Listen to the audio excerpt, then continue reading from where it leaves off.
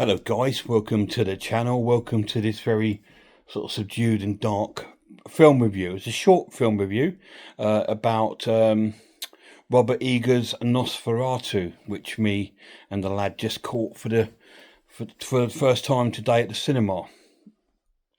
And obviously we're going in with not necessarily expectation, because we know it's not going to be like the original, and Robert Eggers being one of my favourite directors, I knew we were going to be in for something special. But I wasn't expecting to be in for an absolute masterpiece, because this was an absolute masterpiece. 100% all day long, 10 out of 10. Absolutely fantastic. He has taken the Bram Stoker novel Dracula and the German adaptation of the film with Nosferatu and brought it to his own sort of mix, because there is quite a lot of the original Bram Stoker film in this, which is quite prevalent. Apart from, obviously, it's got the character name changes. Obviously, our Count Dracula in this is Count Orlok, and obviously Jonathan Harker is Thomas, and and Nina is, I think, Anne. I think her name is in this. I can't remember now. I'm terrible with names. I've forgotten already.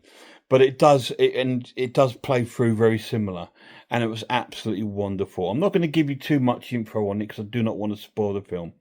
But it was well casted. It had a Ralph Inglis, one of my favourite actors. He was fantastic in it as one of the professors. We had William Dafoe, who was an absolute gem in the film.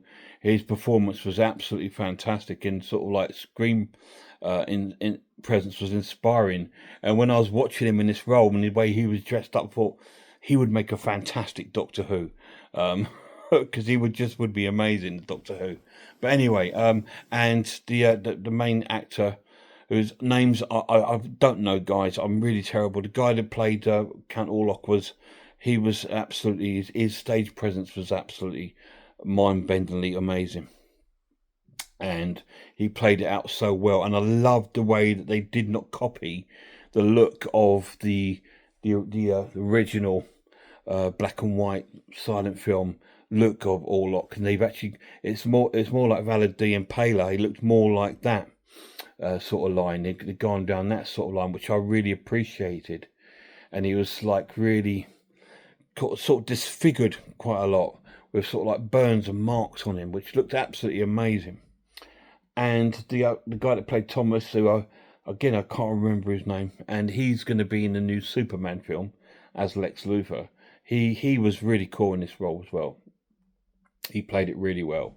He was terrified of Count Orlok, and I loved the way that if you've seen the original silent film, it's not long till Count Orlok makes his presence. But in this one, there was a bit more of a build-up, which I think was fantastic. But anyway, that's all I'm going to say about the film, because I don't want to spoil it for anyone that hasn't seen it yet. So you can watch this review if you want, because there's no spoilers in there. You probably know the story anyway. So it won't take anything away if I did say anything, but I want you to enjoy it yourself. All I can say, it was an absolute masterpiece, a 10 out of 10. Photography was spot on.